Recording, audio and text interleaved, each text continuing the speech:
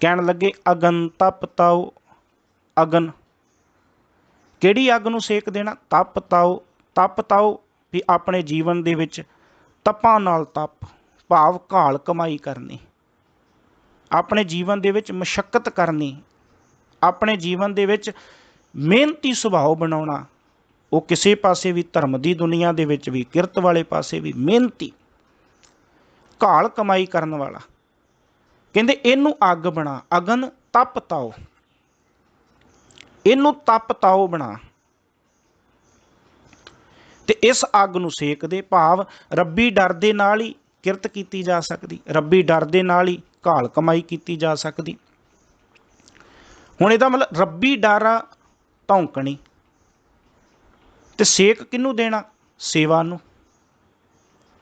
क्योंकि गुर सेवा तपां सिर तप सार गुरु साहब ने कहा उन्होंने। गुरु की दसी हुई जिहड़ी सेवा है कहंदे वो सब तो वड्डा तप है, वो सब तो वड्डी सेवा है। इस करके गुरु की जिहड़ी दसी हुई सेवा है उन्होंने अपने जीवन दे विच अग बना। साहब ने कहा गुर सेवा तपां सिर तप सार, हर जीओ मन वसै सब दुख विसारण हार। गुरु अमरदास महाराज जी। इस करके भाओ खला रब्बी डर नूं खला बना, धौंकनी बना जिहदे नाल अग नूं सेक दिता जांदा। ते अगन किहड़ी आ? तप ताओ। अपने जीवन दे विच गुरु की दसी हुई सेवा करनी, इनू अग बना। अमृत वेले उठना की आ? तप। औखा ही आ, बना इनू। गुरु की दसी हुई सेवा कर, यह की आ? तप। किसी लोड़वंद वास्ते मदद कर, यह की आ? तप। अगन तप ताओ।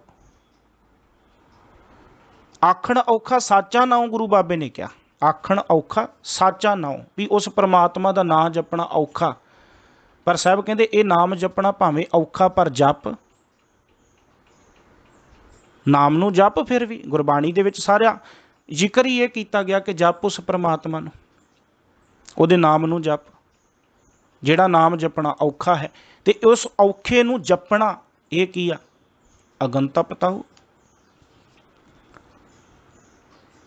साहब बाणी विच बचन करते ने, भगत कबीर साहब जी का है, ब्रह्म अगन सहजे परजाली एकह चोट सिझाया। कहते उस परमात्मा दे ज्ञान की अग अपने अंदर बाल। अगन तप ताओ, इहो ते अपने अंदर ज्ञान लैके आना औखा, लैके आ। अगन तप ताओ, ये अग बाल अपने अंदर। सब कहते जो ये अपने अंदर अग बालेगा, अमृत वेले उठ के बाणी पढ़ेगा, नितनेम करेगा, सेवा करेगा, लोड़वंद की मदद करेगा, ये सारी साधना की आ? तप। ये सारी साधना नूं तप कहा जाता। साहब कहते ये नाल अगन तप ताओ, वो जिवें सुनियारा वीर अग बालदा ते उहनूं धौंकणी दे नाल सेक दिंदा फूक मार के। कहते अपने जीवन दे विच गुरु की दसी हुई सेवा कर, ये तप जिहड़ा है ये अगन है, ते इनू रब्बी डर दा जिहड़ा धौंकणी आ उहदे नाल सेक दे। भाव होर वध तो वध सेवा कर, होर दृढ़ता नाल सेवा कर, होर अपने जीवन दे विच वो काम कर जिन्हों दुनिया औखा कहती है पर वो तेरे लिए बड़ा सौखा बन गया है।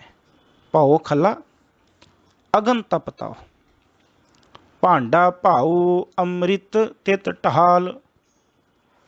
भांडा भाऊ अमृत तित ढाल। भांडा कुठाली, हुण सुनियारा वीर कुठाली विच पा के सोने नूं ते ओ अग दे उत्ते रख के उहदे नाल सेक दिंदा। उस जिहड़ा सोना है वो अग दे सेक दे नाल ढल के सड़दा है, उहदे विच जिहड़ी मैल आ वो सड़दी है। कहंदे ने कि उदों तक वो कठाली विच सोना भजदा फिरदा है जदों तक उहदे विच मैल है, ते जदों मैल खत्म हो जाए फिर वो सोना एक थां ते टिक जाता है। साडे जीवन दे विच भी मैल है, वकारां दी, हंकार दी, ਤਾਂ ਹੀ ਅਸੀਂ ਵੀ ਇਸ ਸ੍ਰਿਸ਼ਟੀ ਦੀ ਕੁਠਾਲੀ ਦੇ ਵਿੱਚ ਭੱਜਦੇ ਫਿਰਦੇ ਹਾਂ।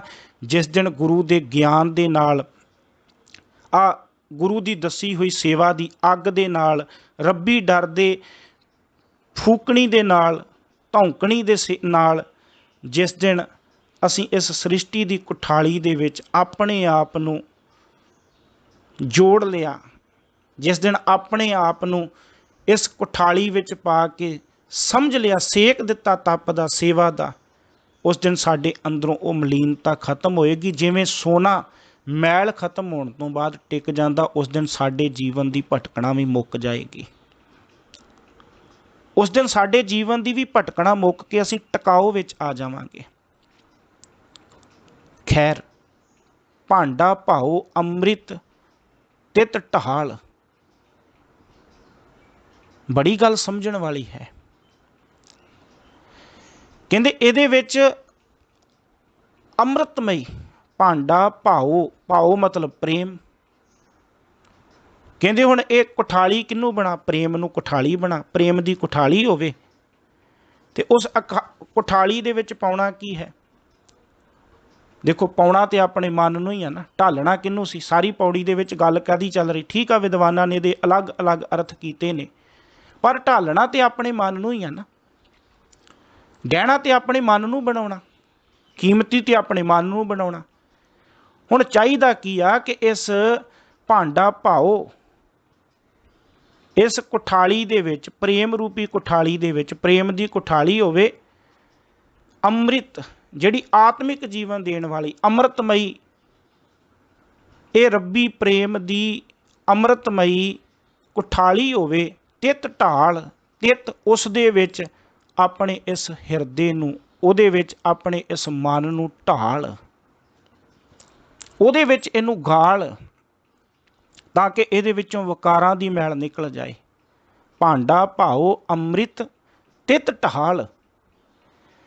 ਕਹਿੰਦੇ ਅੰਮ੍ਰਿਤਮਈ ਇਹ ਪ੍ਰੇਮ, ਜਿਹੜਾ ਪ੍ਰੇਮ ਨੂੰ ਅੰਮ੍ਰਿਤਮਈ ਕਹਿ ਲਈਏ, ਕਿ ਇਹ ਅੰਮ੍ਰਿਤਮਈ ਜਿਹੜਾ ਰੱਬੀ ਪ੍ਰੇਮ ਹੈ, ਇਹਨੂੰ ਕੁਠਾਲੀ ਬਣਾ, ਤਿਤ ਢਾਲ, ਤੇ ਇਸ ਪ੍ਰੇਮ ਦੀ ਕੁਠਾਲੀ ਦੇ ਵਿੱਚ ਆਪਣੇ ਜੀਵਨ ਨੂੰ ਢਾਲ, ਪਗਲਾ ਦੇ ਆਪਣੇ ਜੀਵਨ ਨੂੰ, ਕਰ ਦੇ ਮਲੀਨਤਾ ਆਪਣੇ ਜੀਵਨ ਵਿੱਚੋਂ ਖਤਮ।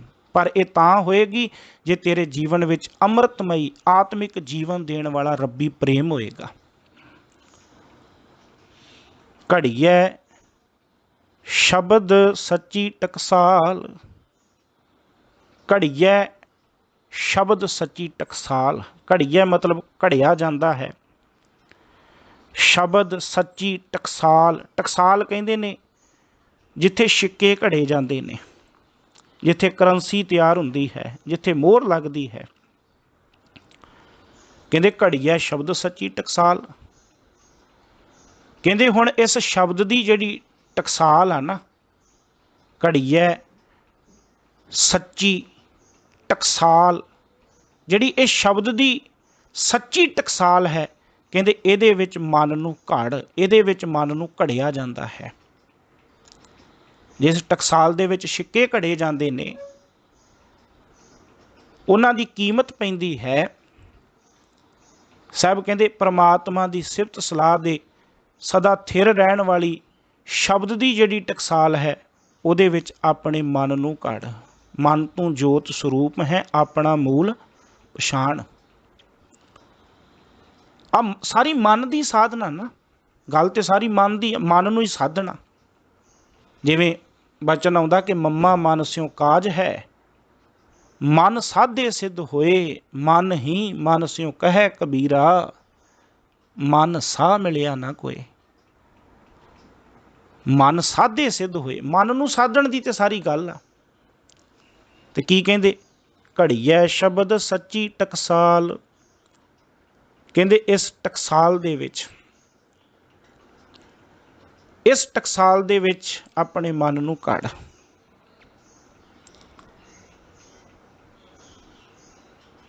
ਮਨ ਨੂੰ ਸਵਾਰਨਾ ਹੈ, ਮਨ ਨੂੰ ਘੜਨਾ ਹੈ।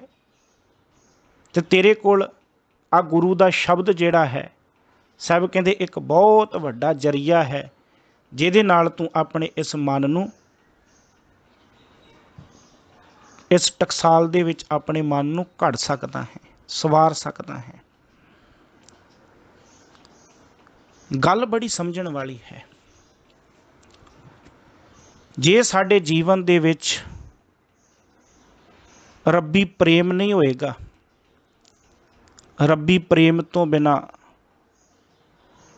कदी जीवन दे विच सेवा नहीं की जा सकती। सेवा तां होएगी जे रब्बी डर होएगा, रब्बी डर होएगा तां ही असीं कुदरत विचों ज्ञान लै सकते हैं।